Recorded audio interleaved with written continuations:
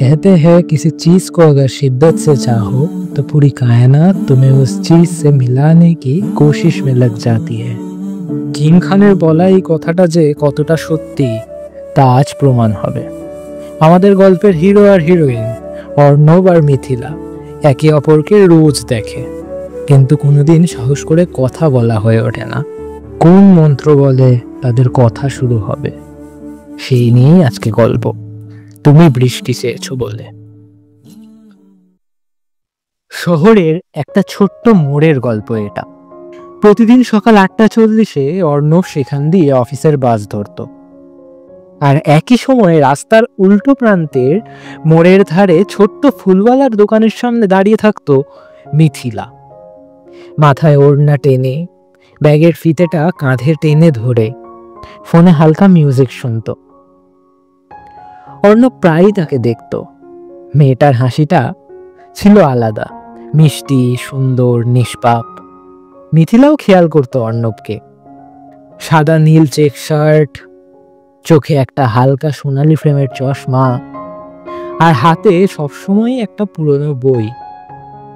দুজনেই একে অপরকে দেখত, কিন্তু কথা সেটা কোনোদিনই হয়নি। শুধু মাঝে মাঝে যখন অর্ণব তাকাতো, তখন মিথিলা চোখ সরিয়ে নিয়ে হালকা হাসত। তখন অর্ণবের দিনটা যেন একটু বেশি রঙিন হয়ে যেত। জুনের এক দুপুর, আকাশ অনেক আগে থেকেই মেঘে ছেয়েছিল। অর্ণব বাস থেকে নামার সময় বুঝেছিল বৃষ্টি নামবে, কিন্তু তখনও আশেপাশে শুকনো। হাতের ব্যাগ থেকে ছাতাটা বের করেই হাঁটা শুরু করলো। আর মোড়ের ঠিক সামনে এসে দাঁড়াতেই প্রথম ফোঁটা পড়ল কপালের ঠিক মাঝখানে। তারপর 1 মিনিটের মধ্যেই একদম ঝমঝমে বৃষ্টি। রাস্তার লোকজন দৌড়ে দোকানের ছাউনির নিচে আশ্রয় নিচ্ছে। আর তখনই অর্ণবের চোখে পড়ল ফুলওয়ালার দোকানের সামনে ভিজতে ভিজতে দাঁড়িয়ে রয়েছে মিথিলা। দু হাতের মধ্যে ফোন লুকিয়ে রাখার চেষ্টা করছে। চুলগুলো ভিজে গাল বেয়ে নেমেছে, ওড়না বুকের কাছে আঁকড়ে ধরেছে। অর্ণব আর এক মুহূর্তও ভাবেনি, ছাতাটা নিয়ে ছুটে গেল ওর দিকে। আপনি একা ভিজে যাচ্ছেন তো, ছাতার নিচে চলে আসুন। মিথিলা প্রথমে অবাক হয়ে তাকালো, কিছু বলতে পারল না। তারপর হালকা এক চমকে বলল, না, আমি ঠিক আছি, আপনি যান। অর্ণব হেসে বলল, ঠিক আছেন মানে? দেখছেন তো বৃষ্টি বাড়ছে, আর আমার ছাতার তলায় দুজনের জায়গা হয়ে যাবে, ট্রাস্ট মি। মিথিলা একটু ইতস্তত করলো, তারপর শেষমেশ মাথা নিচু করে ওর পাশে দাঁড়ালো।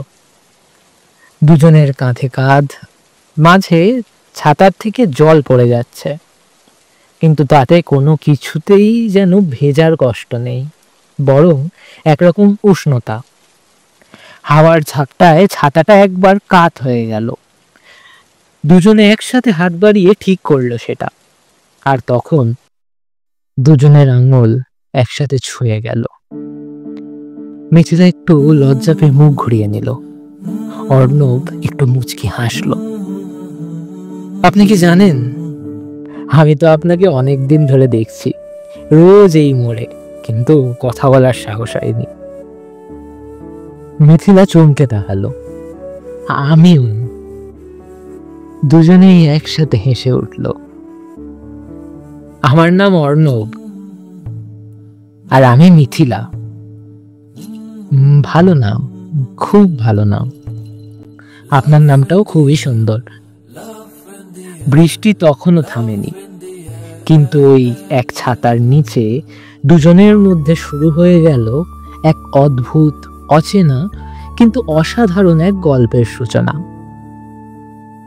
রাস্তার কাদার ভেতরেও যেন সেদিনের পথটা রঙিন হয়ে উঠল, কারণ এই বৃষ্টির জন্য আজ দুজনের অপেক্ষার, দুজনের চাওয়ার প্রথম কথাগুলো বলা হয়ে গেল।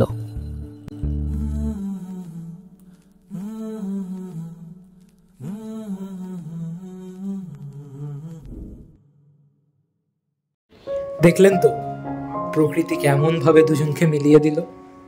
তাই এখনো যদি কথা না হয়ে থাকে তাহলে হাল ছাড়বেন না, সে নিশ্চয়ই কিছু না কিছু ঠিক করে রেখেছে। যাক, গল্পটা কেমন লাগলো বলবেন। গল্পটা ভালো লাগলে একটা লাইক করবেন, আর চ্যানেল নতুন হলে সাবস্ক্রাইব করবেন। খুব শিগগিরই হাজির হব নতুন একটি গল্প নিয়ে। ততদিনের জন্য বিদায়।